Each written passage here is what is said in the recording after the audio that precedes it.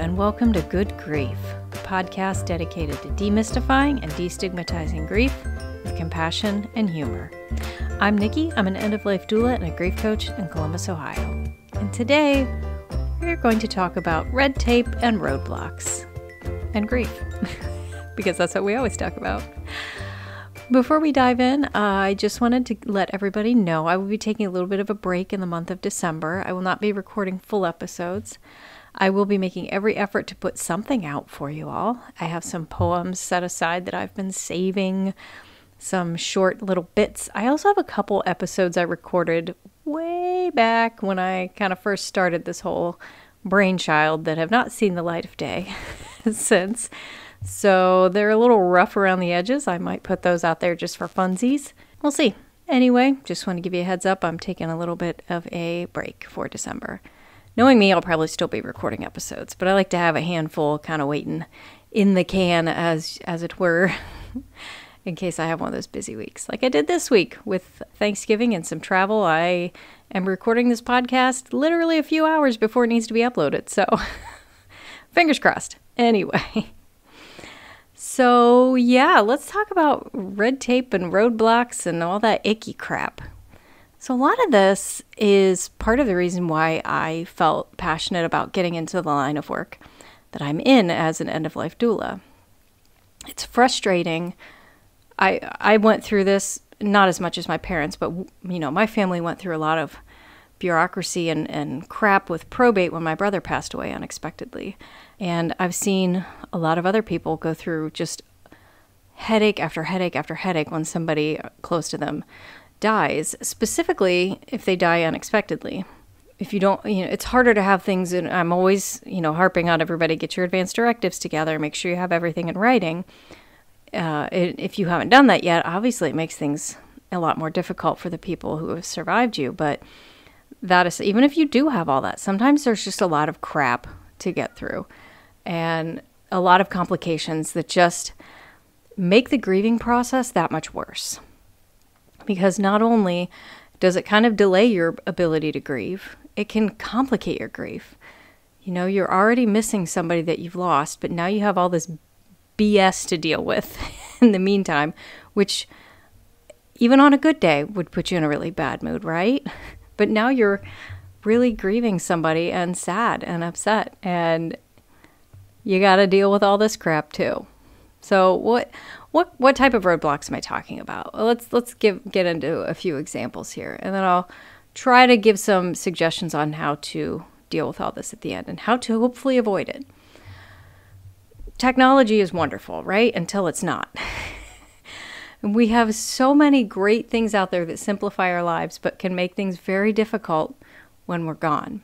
Simple things like face recognition, thumbprint, PIN codes, passwords, all of that stuff can block somebody from accessing your accounts. Now, a lot of times, if you can get access to that person's email or their phone, certain things like resetting passwords should be a little bit easier. Should be. But I read an example or heard about an example when somebody was trying to access accounts from their husband that passed away, and he had a password keeper. But in order to access that, all the access codes were sent to his phone, which, she was able to get access to, but she had to keep paying for his phone and keep his phone active for several months, if nay a year or so after he had passed on, which is an unnecessary expense, but also can be upsetting to have a phone. I can't imagine having my husband's phone and continually getting text messages from people that may not be aware he's gone, things like that. Just having that constant reminder. But so that's a small annoyance. But when it comes to finances, that can be that's a more scary annoyance, because if you're locked out of bank accounts and you can't pay your bills, especially if this was a spouse or someone you financially depended on, even if you have a joint bank account, and there's little things, every bank's going to be a little bit different, but overall, if you have, let's say you have a credit card that is a joint credit between you and your spouse passes away. If your spouse was the one that opened that, it's under their credit and under their name, and their social security number is going to be frozen when they die. So you will not be able to access that card. Even if you are on the statement, on the account, and your name is there, if it's under their Social Security, it could be locked. You might not be able to get access to it.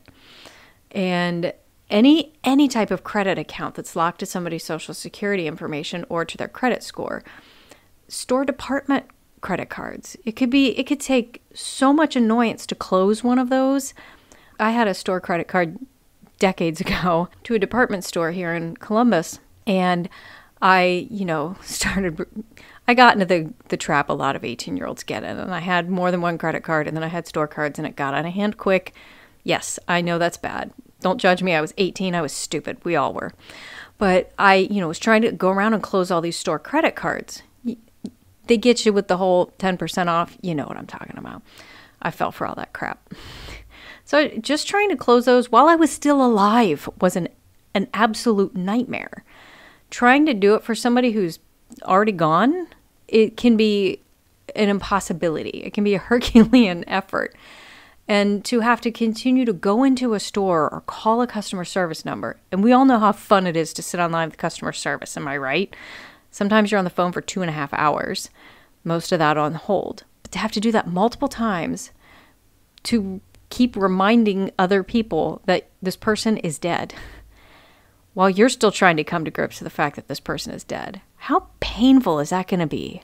Also, a lot of places like the Social Security office, like let's say you've been on hold and you've made these calls 4,000 times and you're not getting anywhere and you're like, screw it, I'm going to walk into the Social Security Administration and get this straightened up, speak face to face to a person. Well, you're probably going to get turned away. I can't guarantee that, but there are a lot of services that they will not do in person. Banks are the same way. A lot of them will just refer you to their corporate headquarters phone number, that could be in another city or another state or whatever. And even if you live in that city or state, they may still turn you away and make you go right back to that customer service number. So just be careful with trying to do stuff in person. Okay, now let's talk about the mountains of paperwork. Oh my goodness, are there mountains of paperwork when somebody passes away? I cannot express to you how important it is to get several copies of death certificates when somebody passes away. Don't get one. Don't get two. Get 10 if you can. Get as many as you want, because I guarantee you tons of people are going to want copies of it and they won't take a copy. They will want a quote-unquote original. I know just getting married, I had to have so many copies of my marriage certificate to give out for different things, insurance and, things like that. Get tons of copies of the death certificate if you can. Several, a lot of them. You will need them, trust me. But depending on what all assets this person had, everything's going to require paperwork. And you're going to get paperwork from Social Security. You might get paperwork from Medicare, their insurance, all their financial accounts. There's going to be paperwork coming out of your ears, and you're going to get so tired of it. Like I say with everything grief-related, right? Do not be afraid to ask for help. If you are struggling doing all this paperwork, it's too hard, ask a friend or family member you really trust if maybe they can help you with it. Or hire an attorney to help you with it if you have the means for that. There are people out there that can help you with this paperwork. I'm not fully versed in all of these things, so as a doula, I don't know that I'd be able to help with all of it, but there are certain things I can help with. If it's just filling out forms, those are things people can help with pretty easily. So just be prepared for mountains and mountains of paperwork that will go on for months. It sucks. It really sucks. But just know that that's coming. Knowing that's coming helps a little bit too. So just know that. And you might also have to deal with a lot of lengthy, long waits for things. Sometimes they might request 30 days to pass before they will cut something off or change something, or depending on what this is, an account or anything, they might say expect this change to happen anywhere in the next 30 to 90 days. It'll be frustrating, but don't expect things to happen instantaneously. And it's another thing that sucks, because you might be 4 months down the road and you're finally starting to feel a little bit better about things, and now you're being revisited by all this grief because you have to deal with one more account that came back after 90 days. But also, as I mentioned before, you're going to have to make a crap ton of phone calls. You're going to be sitting on hold. you're going to have to take so much of your time to deal with all this, and it sucks. It really does. But just be prepared for that. There's going to be a lot of waiting involved, you know. We'll talk about how to cope with this in just a second, but the best thing you can do is try to reduce these irritations before they start. And you hear me harp on that a lot. Like I said, getting your advance directives together, get stuff in writing, have things in writing, have a plan, talk to your friends and family all the time about what you want or what should happen. I'm constantly reminding my husband of things here and there, like, oh, here's where I keep my will. Here's where my power of attorney paperwork is. Here's the password to my phone. This is where this is. This is where that is. This is how I deal with this. This is the company I call for this. I try to keep lists, but I mean, there's so many things you don't always think about. Maybe, and this isn't something you have to sit down and do all at once, but maybe make it a goal. Hey, we're coming up on a new year, and I know everybody likes to do New Year's resolutions and goals and things like that. Just try to make a mental note throughout the year to keep a list or have a document somewhere of important accounts, paperwork, passwords, just little things, so you don't have to sit down in one go and try to think of everything you own, right? That's not always feasible. I have a document that I have on Dropbox that I share with my parents, my husband, and a couple of trusted friends it's a constant changing list of people they might need to contact if something happens to me, because there's like clients I might have at that time, or volunteer coordinator for some of the places I volunteer. Those might not be people they would think of right away to call to inform that I've passed away. But also I keep a running list of account numbers for the utilities. Most of the utilities are in my name, and if something happens to me, he might need that information. So just as I think of things, I add them to this list. And since it's on Dropbox, I can access it from my phone wherever I am. If I'm out, at the grocery store, I'm like, oh yeah, I've got that one account. I can pull up my phone and type it in real quick. But just try to keep an updated list throughout the year of lines of credit, anything financial related, and any accounts you might have, or just important things like that. You might want to consider getting a password manager. I also work in IT, so please don't put passwords on Post-it notes under your keyboard or in your desk. That is a terrible thing. Please don't do that. There are dozens of apps out there that will hold all your passwords for you with the websites, usernames, things like that. I have one. I use LastPass. Dasher, I hear, is a really good one as well. Keeper. Some of them are paid. Some of them are free. Do a little bit of research before you just start using one. Make sure it's legitimate. But there are tons of apps out there, and that way it is invaluable, because how many usernames and passwords do you have? I know that's the one frustration point. My mom gets so mad whenever she has to open a new account for something, and she has to come up with yet another username and password, and she gets real upset. And I don't blame her. I don't like it either. But having this password manager really helps me a lot, because if there's that one website you log into like once every 8 months, how in God's name are you going to remember that password? So I would highly recommend getting something like that, and you will have one master password that should be able to, get to all your passwords. So give that password to somebody you trust, or if you have an attorney that you work with, they can hold things like that for you. Again, death certificates, get multiple copies. I would say at least 5. Err on the side of caution, maybe 8. You never know. It depends on the person and what all they have. If it's somebody who doesn't seem to have a whole lot to their name, you may only need a handful, but you will need more than one, no matter who it is. You'll need a few. I would say bare minimum, get 5. Do an inventory every now and then. Make sure you have all your important paperwork together. Do you have birth certificates, marriage certificates, divorce decrees? I have a copy of my dissolution paperwork for my first marriage saved in my Dropbox as well, and a couple other places. But Social Security cards, especially if years go by. I just realized this past year I was trying to renew my driver's license, and I couldn't remember if I needed to bring my Social Security card, because in Ohio we're now doing the federal IDs, and I swear I read somewhere you needed to bring your Social Security card. For the life of me, I couldn't find mine. I still have no idea where my Social Security card went. It's gone. So I had to order a new one. But I didn't even realize I didn't have it. because it's not something you carry around anymore. It's not something we use every day. But every now and then do a little inventory. Do I know where all my paperwork is? And does somebody else know where all my paperwork is? Make sure somebody knows where your paperwork is. That's not just you. Last thing, important documents, like specifically healthcare power of attorney, any power of attorney, paperwork, living will, final will, all of that, never put those in a safe deposit box. Do not put important documents. I know it seems like that's where it should be, right? Don't put those documents in a safety deposit box, because if you die unexpectedly, they may not be able to get into it. Nobody around you, none of your loved ones or family members, they may not be allowed to access it, and they won't be able to get that paperwork. Don't put those in a safe deposit box. I mean, you can put copies in there, but make sure you have copies that are accessible. So please, please, please, please don't put that paperwork in a safe deposit box. And as always, get your paperwork together now. I don't care if you're 20 years old. You know, none of us are guaranteed tomorrow. And it sucks, and I know we don't want to think about it, but none of us are guaranteed tomorrow. So get your paperwork together now. Have it ready. Have a plan.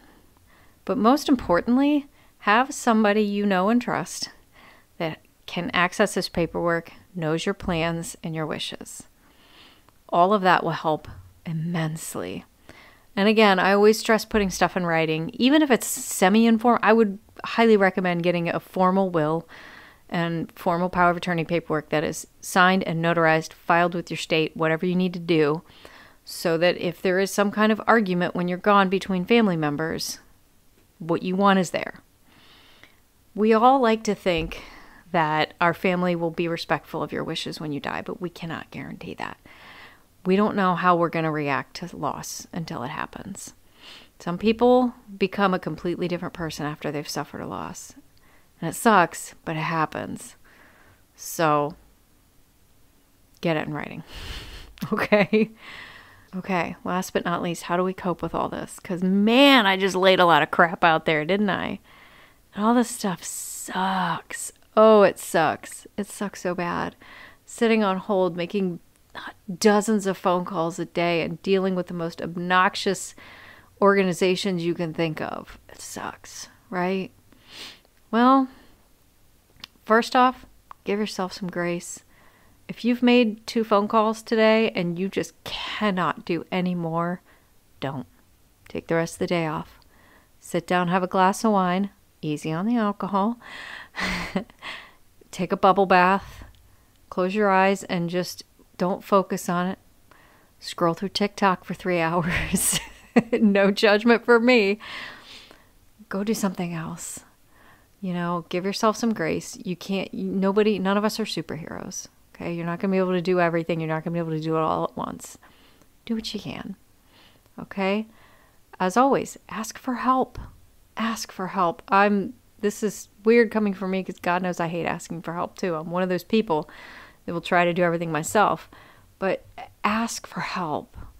You know, you're going to get so many people when you've suffered a loss say, what can I do to help? Great. Please help me get this paperwork together. Can you at least help me organize these stacks of paperwork? Could you go pick up the death certificates for me? I don't know. People will offer to help. Take them up on it, you know, assuming they're serious. And talked about that in my episode on what to say and what not to say to somebody who's grieving. If you offer your help, mean it. So if people offer their help, take them up on it, you know? Don't be ashamed to ask for help. And if you need to speak to an attorney, you know, try to reach out and find an attorney, somebody that works in probate or, you know, does a lot of advanced directive paperwork. And if you can't afford one, try legal aid. Legal aid exists for a reason, you know? They might be short-staffed, you might have to wait a little bit, but you can get some help if you're really having trouble navigating all, which I don't understand a lot of this stuff either, you know. A lot of the ins and outs of probate law, I don't, because I'm not a lawyer. I don't understand them. So ask for help. All right, guys, that was real heavy. Shoot, I'm sorry. I had a really heavy and kind of annoying episode for my my last full podcast before my break. Merry Christmas. like I said, I'll try to throw some good stuff out there for you while I'm taking my little break, which I guess it isn't a break. Anyway, let's move on, shall we? Because it's time for the Death Deck. Yay! See, I threw in a yay instead of an ooh, because I don't want it to be scary. Oh, Nikki, you're weird. Okay, I'm going to shuffle this up. We have... Ooh, I like this one. I say that with every single card I pull. Okay. Would you ever consider going, quote, old school and having a funeral in your home? A, nope, there's a reason that funeral homes were invented. B, yes, if the service involves an urn. No, not if there's a coffin. C, totally. Sounds like a warmer, more personal goodbye. So I think it's no secret how I feel about these things. I would absolutely opt for a home funeral. However, the problem with that is I would be dead. So that would be up to my loved ones to arrange that. And I don't know what their comfort level with that would be. So that is not for me to decide. I would like that. I think it would be beautiful, but I would not obviously know or be able to be offended if that didn't happen. I'm a huge proponent for home funerals and caring for your own dead and dying, but that's not for everybody, and I accept that. So, but I would opt for a home funeral myself. What about you? I'd like to hear from you. You can always reach out to me. I am Nikki the Death Doula on Instagram. I'm NikkiTheDeathDoula.com. And I'm on Facebook, Nikki the Death Doula. I'm also on Patreon. Have I told you about my Patreon? I have a Patreon, you guys, because I'm a podcaster and we all have a Patreon. As I always say, all the money, all the proceeds from my Patreon go to a fund so that I can provide pro bono work to those who cannot afford my services. So it's not just going to my bourbon fund. That's somewhere else. Thank you so much for tuning in. I hope you got a little something out of this episode. I hope so much that you have a beautiful holiday season, whether it's Christmas, Hanukkah, Kwanzaa, Festivus, Krampusnacht, Yule, Solstice. Did I say Festivus? Whatever it is you enjoy, even just a happy December. Whatever it is you do, I hope it is beautiful and I hope you enjoy it. Just remember, your grief is yours. Your feelings are valid. Grief doesn't always have to suck. Good Grief was brought to you by me. You can find me online at NikkiTheDeathDoula.com. Today's episode was produced by me. Research and scripts written by me. Your host is me. Editing and sound design also me. Music is not me. Music is Cheery Monday by Kevin MacLeod. License information can be found at filmmusic.io/standard-license. Special thank you to my best friend and husband for constantly reassuring me that I don't suck.